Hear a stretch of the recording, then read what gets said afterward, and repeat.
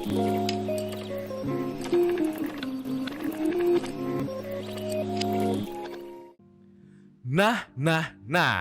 datang kembali di mata pelajaran sejarah Indonesia. Pada video kali ini kita akan melanjutkan pembahasan mengenai kedatangan bangsa-bangsa Eropa ke Nusantara. Di video sebelumnya, kita sudah bahas bagaimana latar belakangnya, faktor pendorong dan juga apa saja motif mereka. Nah, sekarang yang akan kita bahas mulai dari pengertian apa itu kolonialisme, imperialisme, kemudian perbedaan cara-cara menjajah tiap-tiap bangsa Eropa, kemudian sampai dengan proses masuknya yang meliputi bangsa Portugis, Spanyol, dan juga Belanda sehingga mereka bisa menginjakan kaki di tanah air kita. Mari kita bahas bersama-sama berdasarkan pertanyaan-pertanyaan yang mungkin muncul di benak kita bersama.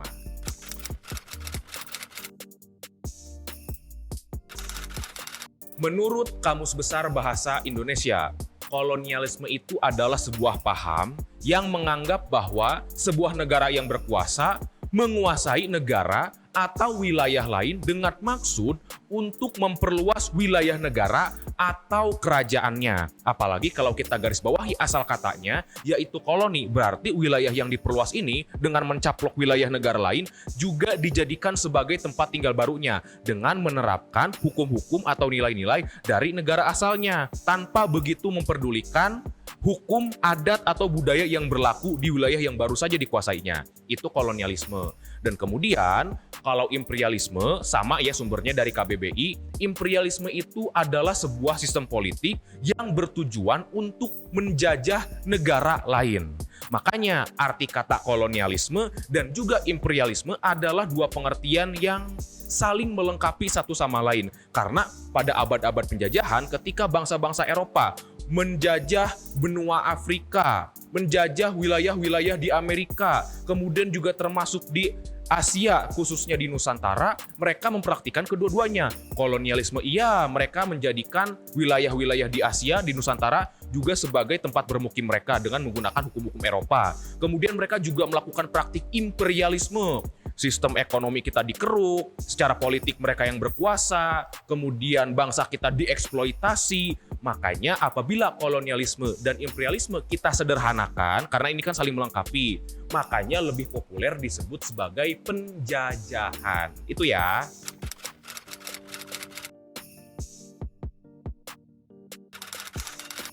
Ciri-ciri atau corak penjajahan yang dilakukan oleh bangsa-bangsa Eropa terhadap wilayah-wilayah jajahannya tentu berbeda satu sama lain, dan itu sangat tergantung dari kondisi ekonomi negara asalnya.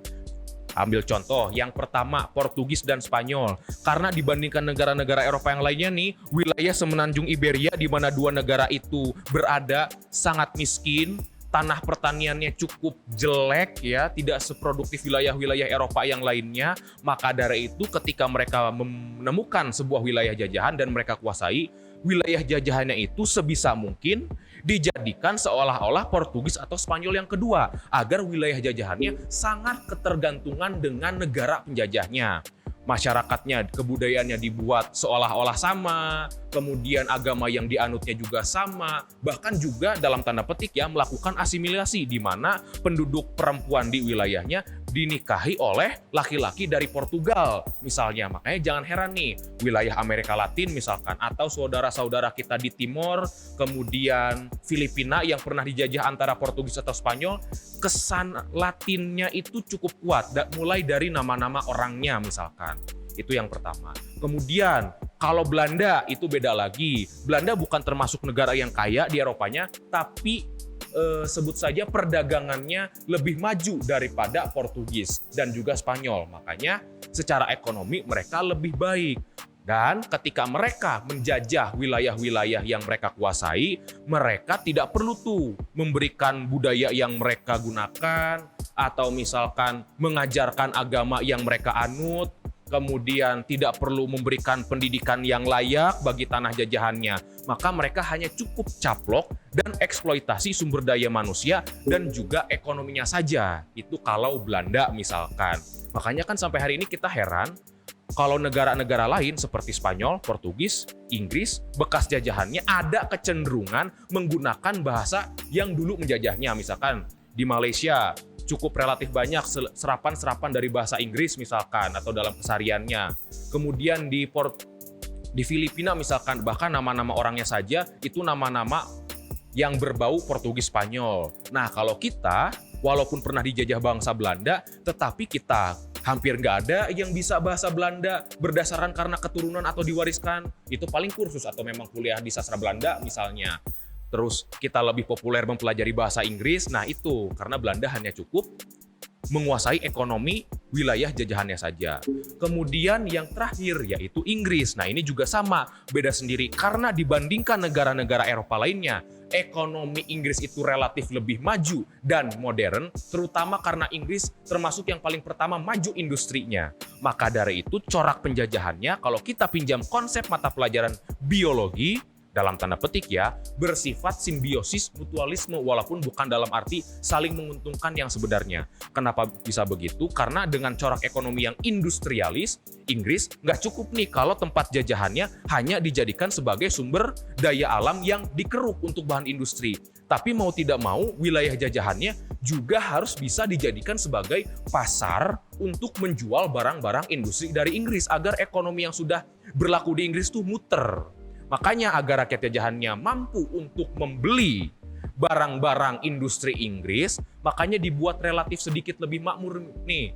Makanya kan suka ada aja tuh stigma-stigma masyarakat yang katanya kalau dijajah Inggris itu lebih enak, relatif lebih makmur ya. Karena mau tidak mau, itu yang harus dilakukan oleh Inggris agar ekonomi raksasanya itu bisa berjalan. Nah, itu ya perbedaan corak-corak penjajahan antara bangsa Belanda, Spanyol, Portugis, dan juga Inggris.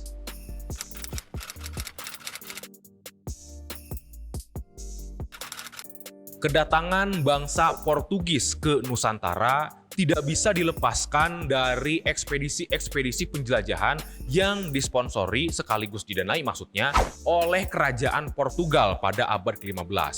Tujuan utama mereka adalah untuk mencari sumber emas, ya, tambang emas maksudnya, dan juga sumber penghasil rempah-rempah. Karena kan dua hal ini untuk periode zamannya termasuk dua hal yang sangat bernilai bagi bangsa Portugis. Maka dari itu ekspedisi-ekspedisi pelayaran yang dimaksud adalah yang pertama yaitu ekspedisi pelayaran yang dipimpin oleh Bartolomeus Dias pada tahun 1488 yang mana ekspedisi yang ia pimpin berhasil sampai ke Tanjung Harapan di Afrika Selatan. Barulah 10 tahun kemudian ekspedisi pelayaran dipimpin oleh Vasco da Gama. Ya, lebih jauh lagi daripada Tanjung Harapan, ekspedisi yang dipimpin oleh Vasco da Gama berhasil sampai di pelabuhan Goa di India pada tahun 1498. Dan disitulah Portugis mulai menancapkan kekuasaannya di Asia, yang tadinya hanya sampai berlayar ke Tanjung Harapan di Afrika Selatan, dan berikutnya mereka sudah bisa sampai ke India. Dan barulah pada tahun 1511-nya, ketika Portugis sudah punya kedudukan di pelabuhan Goa, dan kemudian juga di pelabuhan Calicut, dua-duanya di India. Bangsa Portugis di bawah pimpinan Gubernur Alfonso d'Albuquerque mengirimkan ekspedisi militer untuk menaklukkan pelabuhan Malaka pada tahun 1511 yang saat itu merupakan pusat Kesultanan Malaka. Yang mana pelabuhan Malaka ini punya arti penting sebagai pusat perdagangan rempah-rempah di Asia Tenggara. Dan sejak itulah ketika bangsa Portugis berhasil menguasai pelabuhan Malaka, Malaka dijadikan sebagai pusat basis kekuatan Portugis di Asia Tenggara. Dan sejak bangsa Portugis menguasai sumber-sumber dan pusat-pusat perdagangan rempah-rempah di India, kemudian Malaka, dan berikutnya nantinya di Maluku, maka Portugis atau Portugal menjadikan pelabuhan mereka di Eropa, pusat ibu kota mereka, yaitu Pelabuhan Lisabon, sebagai pusat perdagangan rempah-rempah di Eropa. Dan di sini sebenarnya ada fakta menarik nih. Ketika bangsa Portugis melakukan penjelajahan samudra, setiap tempat-tempat yang mereka singgahi, mereka buatkan, mereka tancapkan sebuah prasasti yang terbuat dari batu yang umumnya disebut sebagai prasasti Padrao, sebagai wujud ekspresi, sebagai tanda bahwa wilayah itu sudah menjadi wilayah bangsa Portugis. Sombong banget tuh Portugis. Itu fakta menarik yang pertama. Dan yang kedua, bangsa Portugis sebelum melakukan penjelajahan samudra, mereka mengira bahwa bahwa penghasil rempah-rempah itu adanya dari India. Tetapi ketika mereka sampai di India, memang benar nih rempah-rempah sangat banyak. Tapi ketika mereka interaksi dengan pedagang-pedagang lainnya, ternyata rempah-rempah yang ada di India tidak semuanya dihasilkan dari India. Ternyata dari Malaka. Nyampe ke Malaka, taunya di Malaka juga didatangkan dari wilayah lain. Taunya dari mana? Dari Maluku. Nah, disitulah bangsa Portugis akhirnya menemukan sumber penghasil rempah-rempah yang mereka kira tadinya berasal dari India.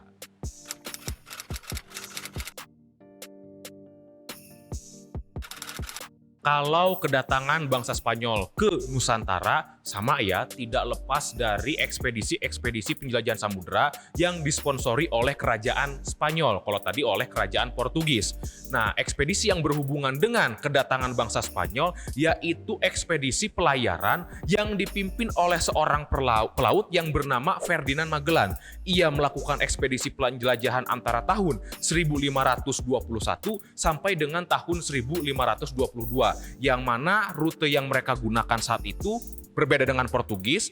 Mereka kalau Spanyol melewati atau melintasi Samudra Atlantik, kemudian mengitari pesisir pantai benua Amerika sampai ke ujung selatan, dan di sana mereka melanjutkan pelayaran ke arah barat lagi, melintasi Samudra Pasifik yang luas, dan sempat singgah di sebuah pulau di kepulauan yang hari ini kita sebut sebagai Kepulauan Filipina. Tetapi naasnya bagi Ferdinand Magellan, di sana ia tewas terbunuh akibat terlibat konflik antar penduduk lokal di sana. Makanya penjelajahan ini, pelayaran ini dilanjutkan oleh salah seorang kapten kapalnya yang bernama Sebastian del Cano, yang berhasil sampai di Tidore, Kepulauan Maluku. Dan singgahnya atau sampainya pelayaran yang dipimpin oleh Sebastian del Cano di Tidore ini merupakan tanda kedatangan bangsa bukan Portugis, tapi Spanyol ke Nusantara, yang kebetulan di sana sudah ada Portugis. Dan Portugis waktu itu membantu Kesultanan Ternate untuk berperang kepada Kesultanan Tidore. Maka mau tidak mau ketika Spanyol datang ke sini, dikecengnya sama Kesultanan Tidore untuk memerangi Ternate yang sudah dibantu Portugis. Berarti secara nggak langsung Portugis, Spanyol selek dong di sini. Di sini ada fakta menarik bahwa antara Portugis dengan Spanyol itu telah diikat oleh sebuah perjanjian yang disebut dengan Perjanjian Tordesillas yang disepakati pada tahun 1494, yang mana perjanjian ini diinisiasi dan juga ditenggarai oleh Paus Julius II, yang mana Paus Julius II ini khawatir kalau misalkan kedua bangsa ini sampai bertikai, nah ini tidak baik nih untuk keberlangsungan gereja Katolik yang ada di Eropa, karena kan ini abad yang sama sedang terjadi gerakan reformasi gereja yang besar-besaran terutama di wilayah Eropa Tengah. Makanya agar dua negara yang masih setia kepada gereja Katolik Roma, yaitu Portugis dan Spanyol, jangan sampai berselisih. Dan di dalam perjanjian Tordesillas ini, ya, bumi itu dalam perjanjiannya dibagi berdasarkan garis meridian. Ke arah barat yaitu untuk penjelajahan bangsa Spanyol, dan ke arah timur yaitu untuk bangsa Portugis. Tetapi kan ujung-ujungnya karena adanya pemahaman yang salah soal bentuk bumi yang kita pahami pada zaman modern ini, yaitu berbentuk bulat tepat, sedangkan pada zaman itu di Eropa pemahaman umumnya bumi itu berbentuk datar, sehingga nggak kepikiran nih kalau cuma dibagi dua, ternyata ujung-ujungnya ketemu di Maluku. Tadi kan udah saya sebut, Portugis dan Spanyol ketemu di Maluku. Dua-duanya saling menuduh curang, padahal sama-sama nggak sengaja. Makanya perjanjian Tordesillas ini diperbarui dengan perjanjian Saragossa pada tahun 1529, yang mana di sini bangsa Spanyol harus mengalah untuk soal urusan wilayah Maluku. Mereka harus meninggalkan Pulau Maluku, tetapi mereka diberikan wewenang untuk menguasai kepulauan di utara yang sekarang kita kenal sebagai Kepulauan Filipina. Itu ya fakta menariknya.